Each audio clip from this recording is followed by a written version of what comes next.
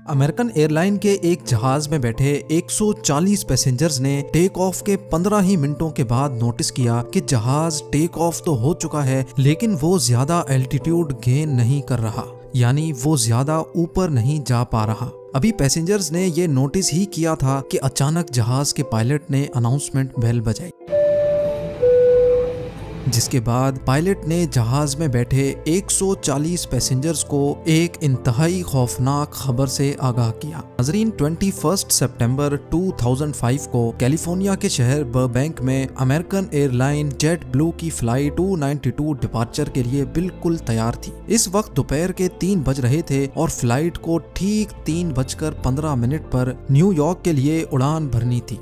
अभी तक सब कुछ प्लान के मुताबिक चल रहा था। जहाज में 140 पैसेंजर्स बैठ चुके थे और एयरलाइन क्रू ने सारा लगेज भी लोड कर दिया था। टेक ऑफ के लिए अगर इंतजार था तो सिर्फ कंट्रोल टावर के सिग्नल का। जैसे ही 3:15 हुए, जहाज के पायलट कैप्टन स्कॉट बर्क को कंट्रोल टावर से टेक ऑफ के लिए ग्रीन सिग्नल दिया गया और ठीक 2 मिनट के बाद यानी 3:17 पर जहाज ने बर्बैंक एयरपोर्ट को अलविदा कर दिया।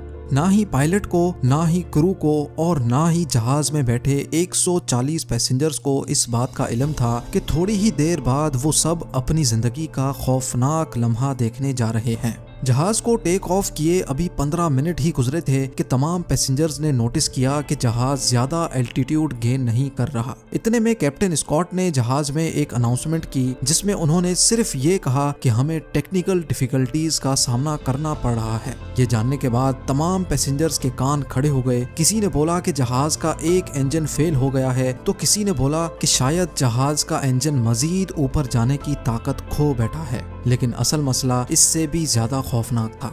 जहाज को टेक ऑफ किए आधा घंटा गुजर चुका था, लेकिन अभी तक वो कैलिफोर्निया के ऊपर ही उड़ रहा था। इतने में पायलट ने एक बार फिर से अनाउंसमेंट की और बताया कि हमें लैंडिंग गियर की जानिब से कुछ वार्निंग सिग्नल्स मिल रहे हैं। कैसे वार्निंग सिग्नल्स, इसका अभी पायलट को भी इल्म नहीं था। लैंडिंग गियर जिसकी मदद से किसी भी एयरक्राफ्ट को लैंड किया जाता है, उसमें आखिर क्या मसला था जो फ्लाइट 292 का सिस्टम बार बार वार्निंग्स दे रहा था। ये जानने के लिए कैप्टन स्कॉट भी काफी परेशान थे और इसी वजह से वो जहाज को ज्यादा एल्टीट्यूड नहीं दे रहे थे। पायलट चाहता था कि किसी भी तरह उसको जहाज का लैंडिंग गियर दिख जाए ताकि वो ये जान सके कि ये मामला कितना ज्यादा डेंजरस है। ये जानने के लिए कैप्टन ने फ्लाइट 292 का रुख लॉन्ग बीच एयरपोर्ट की तरफ मोड़ दिया और जहाज का एल्टीट्यूड बहुत कम कर दिया।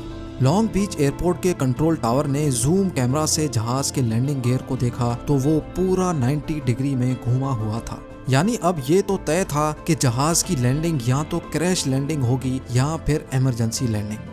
इस बुरी खबर को मिलने के बाद पायलट को कंट्रोल टावर से एक और बुरी खबर दी गई। जी हाँ, कंट्रोल टावर ने पायलट को इन्फॉर्म किया कि लॉन्ग बीच के लोकल न्यूज चैनल्स ने भी फ्लाइट 292 के लैंडिंग गियर की फुटेज रिकॉर्ड कर ली है और अब ये मामला लाइव पूरे अमेरिका के न्यूज चैनल्स पे दिखाया जा रहा है। ना सिर्फ इतना, बल्कि ये न्यूज जहाज में बैठे पैसेंजर्स भी अपने अपने टीवी सेट पे देख सकते थे। अब जेट ब्लू को टेक ऑफ किए 50 मिनट से भी ज्यादा हो चुके थे और जहाज मुसलसल कैलिफोर्निया के ऊपर ही गर्दिश कर रहा था। लैंडिंग गियर को सीधा करने का अब कोई रास्ता नहीं बचा था। अगर इसी सूरत में जहाज को लैंड करने की कोशिश की गई तो फ्रिक्शन से पैदा होने वाली आग जहाज के विंग्स में मौजूद फ्यूल टैंक में आग भी भड़का सकती है, जिसके इंतहाई खौफनाक नताइज हो सकते हैं।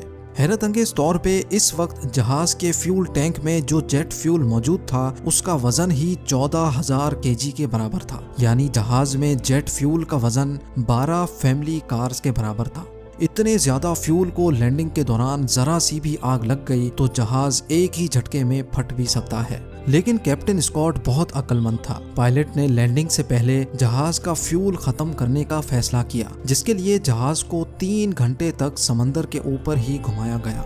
अब जहाज का फ्यूल सिर्फ इतना बच गया था कि वो सिर्फ आधा घंटा मजीद उड़ सकता था। ये आखिरी आधा घंटा फ्लाइट जेट ब्लू 292 और उसके अंदर मौजूद 140 पैसेंजर्स के लिए बहुत इम्पोर्टेंट था।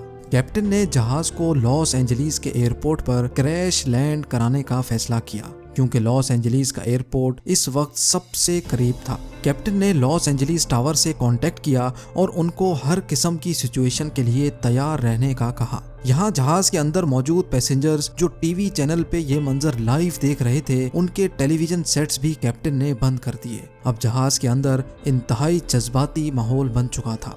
एक शख्स ने ये सारा मंजर कैमरा पर रिकॉर्ड किया और अपनी फैमिली के लिए वीडियो मैसेज भी रिकॉर्ड कर लिया।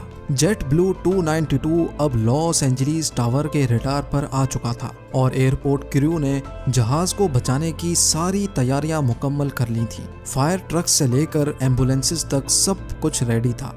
एयरपोर्ट टावर ने आखिरी बार जहाज के पायलट कैप्टन स्कॉट से कांटेक्ट किया और उनको लैंडिंग के लिए ग्रीन सिग्नल दिया।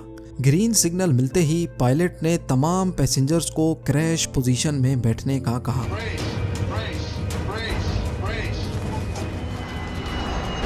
इस पोजीशन में बैठने से कोलिजन के दौरान काफी हद तक बचत की जा सकती है, जिसको ब्रेस पोजीशन भी कहा जाता है। जहाज अब लॉस एंजलिस एयरपोर्ट रनवे तक पहुंच चुका था। पायलट ने बड़ी महारत से पहले जहाज के पिछले लैंडिंग गियर्स को जमीन से टच किया और आहिस्ता आहिस्ता जहाज की स्पीड कम की और आखिरकार वो घड़ी आ ही गई जब पायलट ने फ्रंट लैंडिंग गियर को जमीन से टच किया। लेकिन वही हुआ जिसका खौफ था। जमीन से टच होते ही फ्रिक्शन की वजह से लैंडिंग गियर में खौफनाक आग भड़क उठी। वो आग इतनी ज्यादा थी कि अंदर बैठे पैसेंजर्स को भी ठीक ठाक गरमाइश महसूस हुई थी। लेकिन दूसरे ही लम्हे एक लंबी खामोशी हो गई और जहाज खैर खैरियत से रुक चुका था।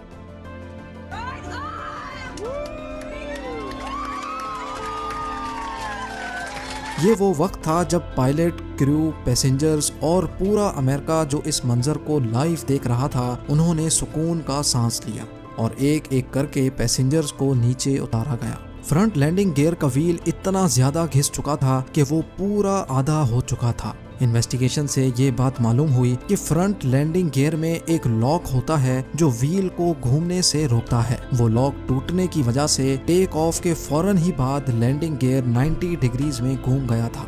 खुशकिस्मती से पायलट की महारत की वजह से किसी एक शख्स को भी नुकसान नहीं पहुंचा। उम्मीद है ये वीडियो भी आप भरपूर लाइक और शेयर करेंगे।